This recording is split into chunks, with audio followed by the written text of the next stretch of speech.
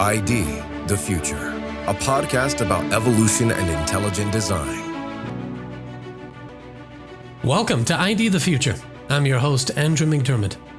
Today, I'm continuing my discussion with Dr. Eric Hedin about his recent articles at Evolution News on the intelligent design of sleep. Dr. Hedin is Professor Emeritus of Physics and Astronomy at Ball State University in Indiana. He is author of the recent book, Cancelled Science: What Some Atheists Don't Want You to See. He speaks regularly at universities around the country and writes on the evidence for intelligent design at evolutionnews.org. Dr. Hedin, welcome back. Thank you very much, Andrew. Great to be here with you again. Looking forward to continuing our discussion about sleep. Yeah, it's a fascinating topic. In the first half of this conversation, we talked about the first of your two articles on sleep. We considered why we even sleep in the first place.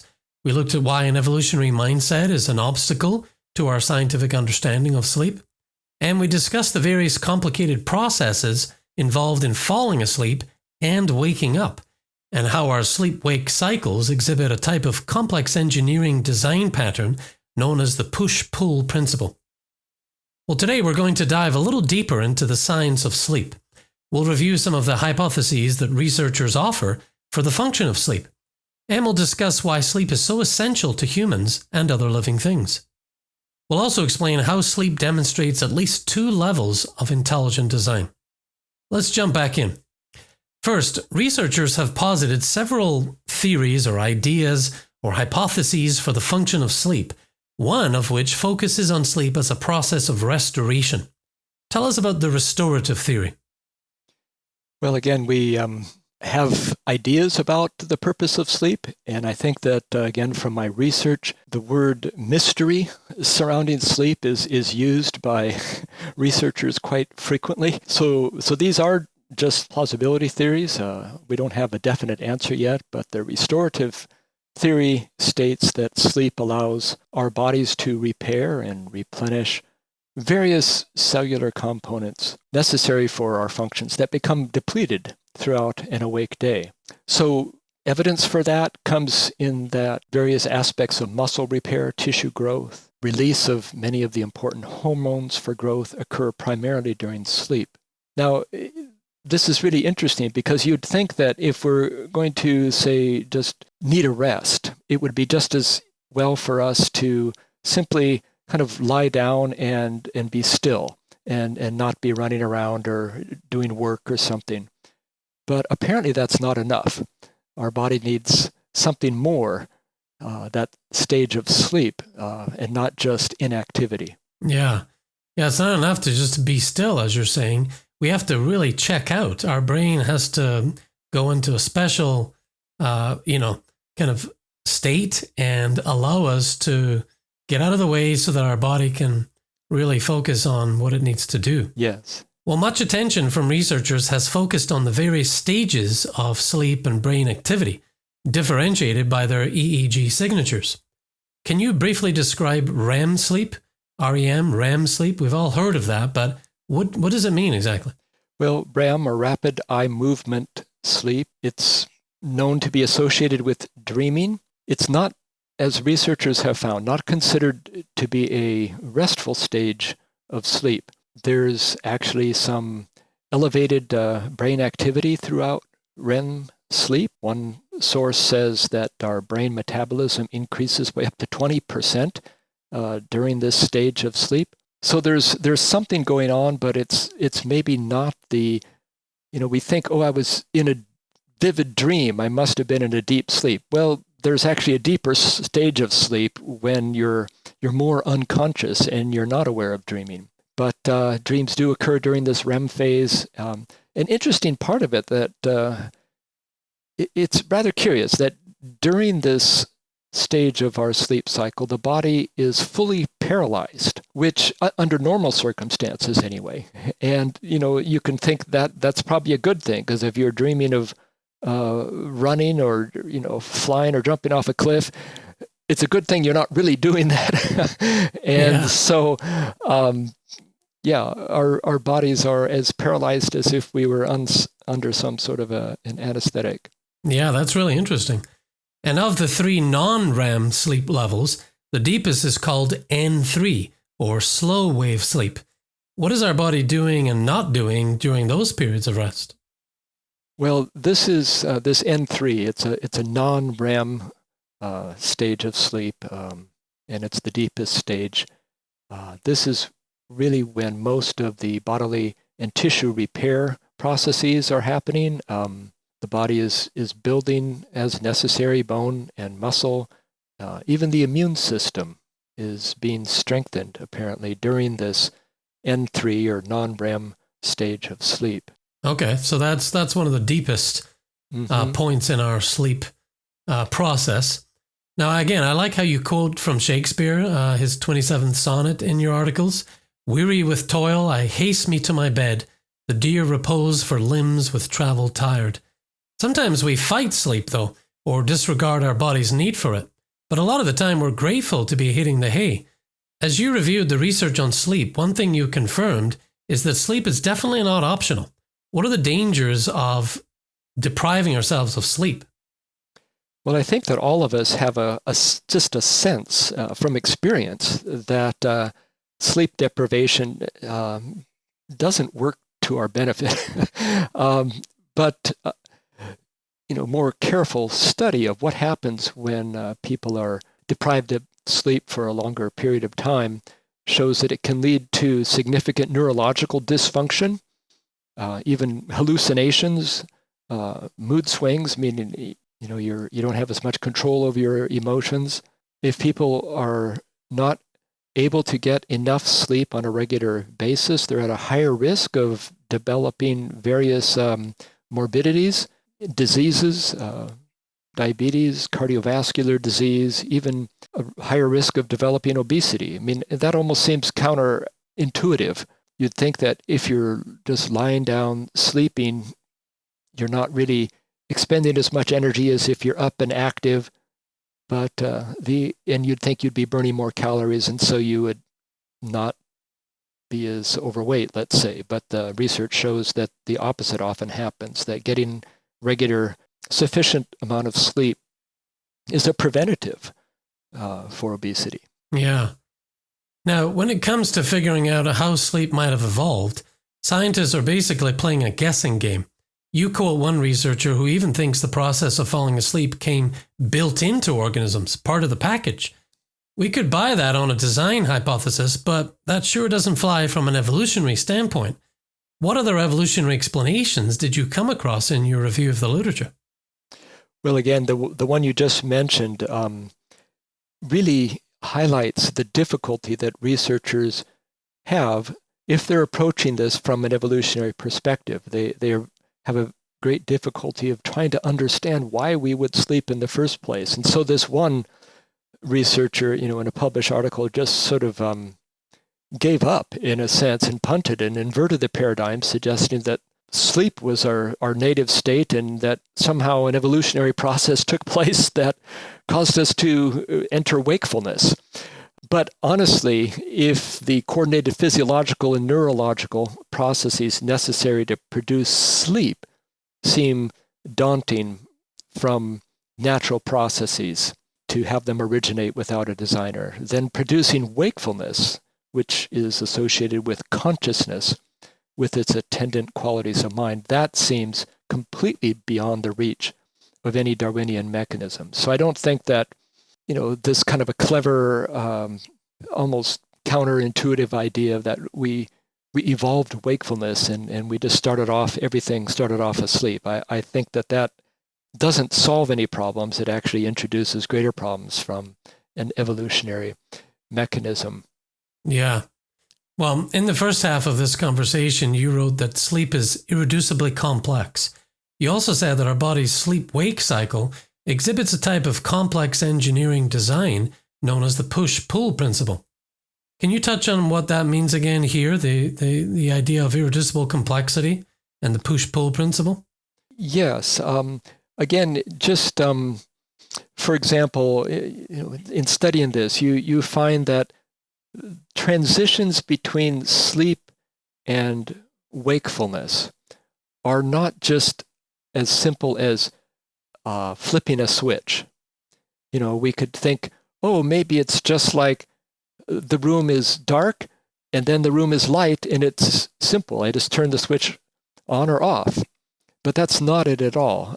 The sleep-wake states are orchestrated by multiple brain structures, some of which include the hypothalamus, controls the onset of sleep, hippocampus, which is involved in memory regions, active during dreaming, the amygdala, the emotion center is active during dreaming, thalamus.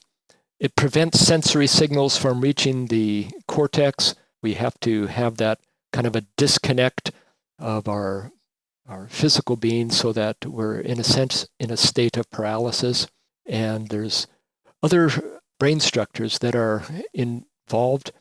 And if you think of the number of structures and then you begin to list the number of neurotransmitters that are active in communicating between these different brain structures to promote sleep or wakefulness, it's a monster. I mean, it's a machine, not in a bad way.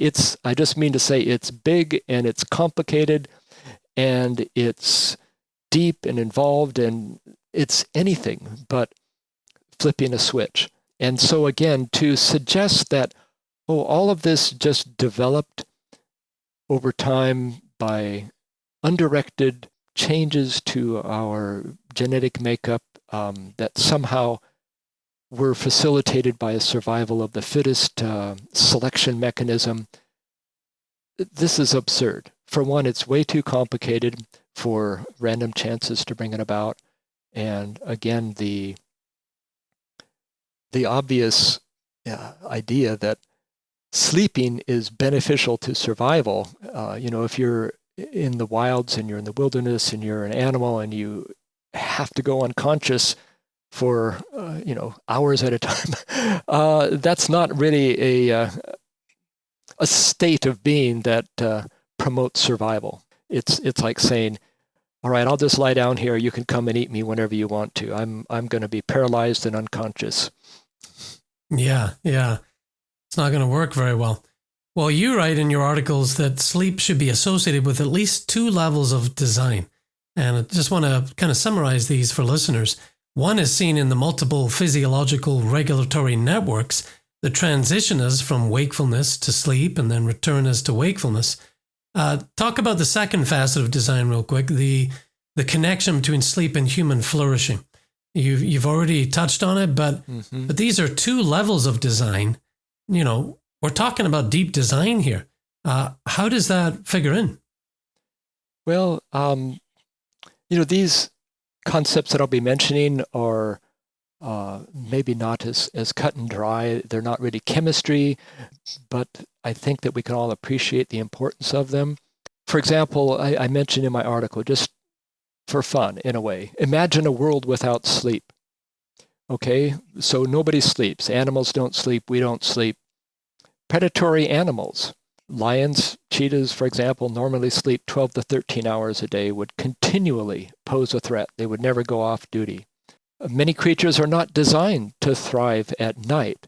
And yet, due to our planet rotating and having darkness about half of the time, that would mean that those animals, half of their existence while darkness prevails, would be in a state of frustration, confusion, boredom, peril. And then if we even think about humans, any parent cherishes the hours that their infants are asleep.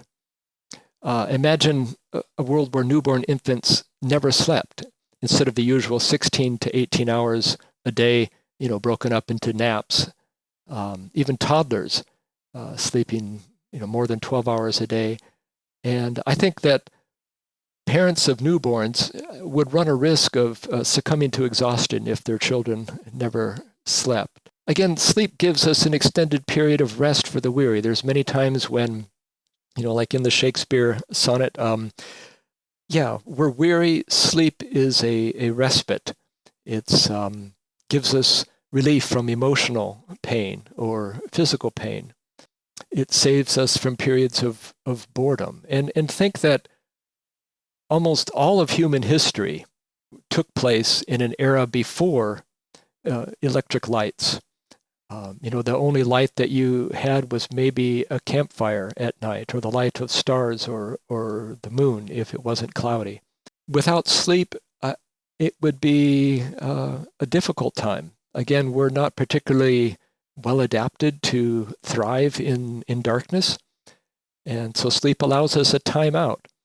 Also, a little, again, more subjective, the fact that all people require sleep, even the bad guys, so to speak, kind of sets a limit to the amount of harm that evil people can perpetrate. So those are just a few of the, I guess, human flourishing related aspects as a benefit of sleep. Yeah, certainly a more chaotic and dangerous world without this in place. Thank you for helping us imagine that world, though. It's interesting. And in this fast-paced, always-on way of life that we have now, sleep does indeed help us flourish. What are some tips that you might have after going through the literature and pondering this for a while on making sure we get enough sleep regularly and making sure that sleep is quality? Well, I'm not a sleep expert or a doctor. You might ask your doctor about that, but I think that one of the key needs that we have for sleep comes from giving our physical being a break from our nervous systems. I say this, that sleep gives respite to the body against the demands of the ever-vigilant mind and brain. And it's like our nervous system is continuously, even in an unconscious way, monitoring our surroundings and sorting out signals, some of which we're not perhaps fully consciously aware of, but signals in the environment that are perhaps danger signals and or not. And so there's kind of a wear and tear upon our being, our physical being, by the watchfulness and the activity of our nervous systems. And I believe that, promoting sleep, like you ask, what are some tips? Well, the Bible, the scriptures suggest that a tranquil mind is one of the best, I guess, conditions for being able to enjoy sleep. For me, I find also that the right amount of physical activity is important. Researchers will suggest that it's important to be outside, to actually let our bodies get cues from daylight versus night, that, it helps to reset the circadian rhythm. When you get up in the morning and you see the sunlight, that is important. If we close ourselves in an environment that's artificial, I think that perhaps our regular sleep-wake cycle will be inhibited. I think that in general, scientists have found that everything sleeps. If it's alive, it sleeps. And everything that has any sort of a nervous system, of a consciousness. And so again, I believe that sleep could be described as a trade-off. It's a trade-off for being conscious. And consciousness actually wears out our bodies, is kind of my thought. It's important for us to not just lie down in repose, but to have our brains disconnected from our bodies for a while, so that we can allow our physical systems to be restored. I like that. So we're taking a break not only from our environment and from our toil and the things going on around us, but also from ourselves. We're taking a break from ourselves in order to face everything the next day. That's a really good insight. Yeah. Well, let me conclude with just a few lines from your second article on sleep. You say this: "It's remarkable that we regularly place our consciousness on pause, becoming nearly insensible to external sensory input, and eventually entering a state of total bodily paralysis. Still more amazing is our daily recovery from such a state. Our utter dependence upon entering this altered state on a diurnal cycle is also perplexing from an evolutionary perspective. As much as for any aspect of our existence, sleeping and waking point to the reality of a transcendent, intelligent designer. Yeah. Well, very well put. Thank you. Dr. Hedin, thank you for taking the time to speak to us today about this fascinating topic. Really appreciate your time. Well, thank you again. I appreciate your willingness to explore this with me, and I hope that our conversation has provided further evidence for the pervasive nature of design, intelligent design in our lives. Yeah, totally. And I was just thinking of that saying that people say, "Let me sleep on it," and that kind of figures in. We take in so much stimulation throughout the day, so much information, especially these days. It's important to sleep on it. It's important to kind of take your time reflecting and siphoning out the things that you will need and things you won't need. We definitely need to sleep on it, as they say. Well, if you didn't catch the first half of this conversation about the intelligent design of sleep, be sure to go back and tune in. We'll link to Dr. Hedin's sleep articles in the show notes for this episode at ideathefuture.com.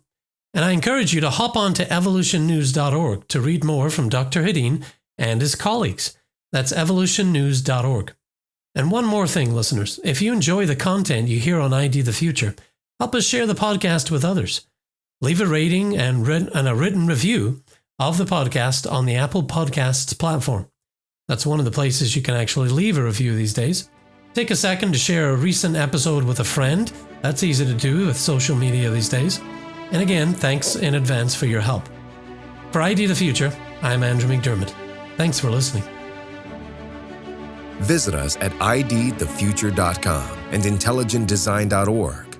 This program is copyright Discovery Institute and recorded by its Center for Science and Culture.